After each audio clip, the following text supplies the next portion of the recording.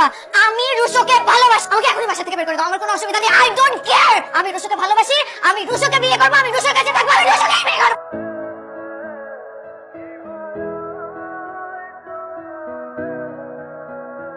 এই যে মিস্টার। জি, আমাকে বলছেন? জি, আপনি আপনি তাহলে নতুন ভাড়াটিয়া, তাই না? আসুন না, বসুন। আপনি সেই কালপ্রিট। বুঝলাম না। মানে এতদিন এই পুরো ছাদটা আমার দখলে ছিল, কিন্তু আপনি এসে শেষ মুহূর্তে একটা বাগা বাজাই দিয়েছেন। দেখুন, আমি তো আপনাদের পারিবারিক বিষয় নিয়ে অবহিত ছিলাম না। আসলে আপনাকে দোষ দিয়েও তো লাভ নেই।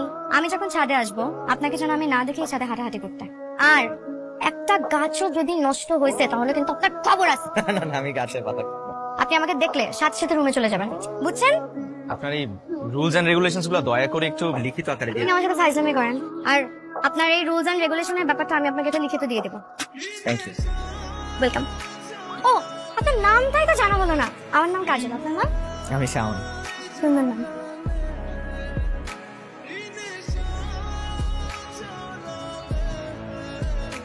শাওন, জি।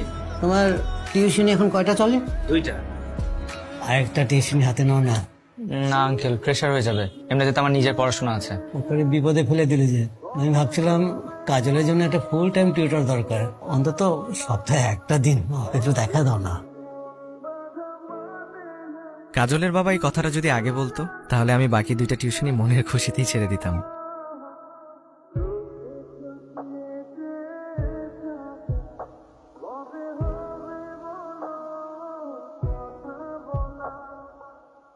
মানুষের জীবনে ঈদ বছরে 2বার আসে। আমার জীবনে ঈদ প্রতি সপ্তাহে একদিন আসতো। দিনটি ছিল প্রতি শুক্রবার। আমার একমাত্র পারফিউমের কৌটাটা সেদিনই ব্যবহার হতো। পাখিবাজ টিচার একটা। কি ভাইয়া, আপনি তো আমার কথাই শুনছেন না। শুনছি তো। কচু শুনছেন? আমি এতক্ষণ আপনাকে মারিয়ার ব্যাপারে বলছিলাম। কোন মারিয়া? দেখ, আপনার সাথে কথাই বলবো না। বলো, মারিয়ার কি হয়েছে? না, বলবো না। আপনি শুনেন না মারিয়ার কি হয়েছে। মারিয়ার বাসায় আপনার মতন একটা বুড়া বেটা পড়াইতো। আমি বুইরা? মানে আপনার মতন না, আপনার থেকে একটু বয়স বেশি আর কি। ওই বুড়া বেটা তো রীতিমতন মারিয়াকে শুধু পড়ায় নাই, পড়াই ফেলছে। আমার থেকে বড় গাধি। মারিয়ার বাসাতে বিয়ের কথা চলতেছে, বুঝছেন না? সুন্দরী মেয়ে, তাড়াতাড়ি বিয়ে দিয়ে ভাগাই দিতে হবে। কিছুদিন আগে কি হয়েছে জানেন? মারিয়াকে তো খুঁজে পাওয়া যাচ্ছে না। শুধু মারিয়াকে না, মারিয়াকে যে বাসায় পড়ায় তো বুড়া বেটা, ওইটাকেও খুঁজে পাওয়া যাচ্ছে না। বুঝলাম। কি বুঝলেন? মারিয়া খুব গর্হিত একটা কাজ করেছে। সেটা আবার কি? আচ্ছা বাদ দেন না, আমার তো খুব শখ, বুঝছেন? আমি পালায় যাবো। আমার সাথে যদি কখনো এরকমের ঘটনা ঘটে না, আমি তো শিওর আমি পালায় যাবো। আমিও। দেখুন ভাইয়া, আপনি খালি দুষ্টামি করেন। শাওন ভাই, শাওন ভাই, শাওন ভাই, আপনি কই যাবেন? আমার ভার্সিটিতে। আমাকে নামাই দেন। কলেজ না উল্টা দিকে? 100 থেকে 90 পর্যন্ত গুনেন। 199, 98। উল্টো দিকে গুনতে তো ঠিকই পারেন, তাহলে উল্টো দিকে যেতে অসুবিধা কোথায়? আমার পকেটে যদি 40-50 টাকা আসে, তাহলে আপনার কি কোনো অসুবিধা আছে? আসেন আসেন, আসেন। আমার উল্টা দিকে না।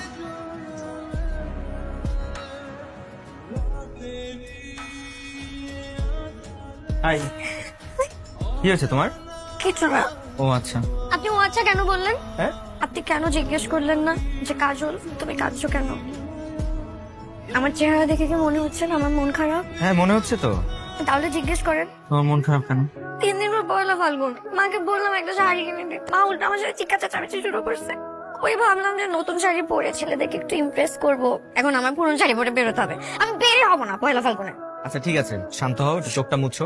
একটা কথা আছে, তুমি যদি মন থেকে কিছু চাও, তাহলে সমস্ত প্রকৃতি তার সমস্ত সত্তা দিয়ে তোমাকে সেটা পাইয়ে দিতে চেষ্টা করবে।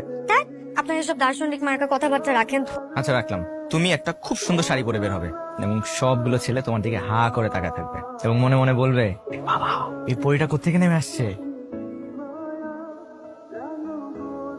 নাও, এটা দিয়ে একটা খুব সুন্দর শাড়ি কিনবে, কিনে পয়লা ফাল্গুনে সেটা পরে ঘুরতে বের হবে। আমি এখন চাচ্ছি কেন? পাওলো কোয়েলহোর এই কথাটা আমি অনেক বিশ্বাস করি। মানুষ যখন মন থেকে কোনো কিছু চায়, তখন প্রকৃতি কোনো না কোনো ভাবে তাকে তা পাইয়ে দেয়।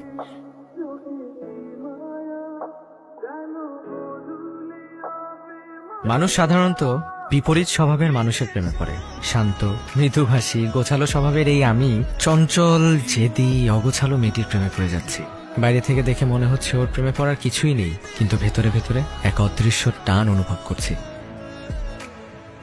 আজকে পুরো মিষ্টিটা আমি একাই খেয়ে ফেলবো। তুই একটা খেতে পারো। আরে বাবা, এত বড় খুশির থেকে তুমি আমাকে বঞ্চিত করো না। ও তো গভর্নমেন্ট জব পেয়েছে। তো এবার বিয়েটা করে ফেলো। বিয়ে? আমাকে কে বিয়ে করবে? কি বলে? আরে তোমাকে বিয়ে করার জন্য তো হাজার হাজার শত শত মেয়ের লাইন ধরে পড়ে আছে। তোমার কি কোনো মেয়েকে পছন্দ আছে বলো? বলো না। শাওন ভাই, শুনলাম আপনি নাকি অনেক বড় বেতনের চাকরি পেয়েছেন। অনেক বড় না, মানে ছোটখাটো চলে আর কি, গুড স্যালারি। আজকে কিন্তু আপনাকে ছাড়ছি না। ট্রিট দিব তো। শুনেন, আজকে আপনি আমাকে বলবেন, কি বলবো? এই যে এতদিন আপনি যাকে মনে মনে পছন্দ করতেন, আজকে আপনার আমাকে বলতেই হবে। কারণ শাওন ভাই, আপনি আমাকে বলছিলেন যে আপনি যেদিন চাকরি পাবেন সেদিনকে আপনি আমাকে বলবেন। বলেন। আরে লজ্জা কেন পাচ্ছেন শাওন ভাই? আপনার মতন ভদ্র অমায়িক ছেলে এই পুরো এলাকাতে খুঁজলে আর একটা পাওয়া যাবে না। পড়াশোনাও ভালো। আপনাকে যে মেয়ে বিয়ে করবে শাওন ভাই, ওই মেয়েটা চাঁদ কপা। বলেন না, এত মন প্রাণ উজাড় করে কোন মেয়েকে ভালোবাসেন? বলেন বলেন। তোমাকে শুনতে হয়তো অবাক লাগছে, কিন্তু এই ভালোবাসাটা আজকের না, সে প্রথম দিন থেকেই আমি তোমাকে ভালোবাসি কাজল, ভীষণ ভালোবাসি। মানে আপনি কি বলতেছেন এগুলা? আপনার মাথা ঠিক আছে? কিন্তু আপনার কিভাবে মনে হলো যে আমি মানে এরকম কোন ফিলিংস আমার মধ্যে আছে? হ্যাঁ, আমি আপনার সাথে দুষ্টামি করি, হাসি ঠাট্টা করে কথা বলি, দ্যাট ডাজন্ট মিন আমি আপনাকে ভালোবাসি। মানে যায় নাকি আপনার সাথে আমার?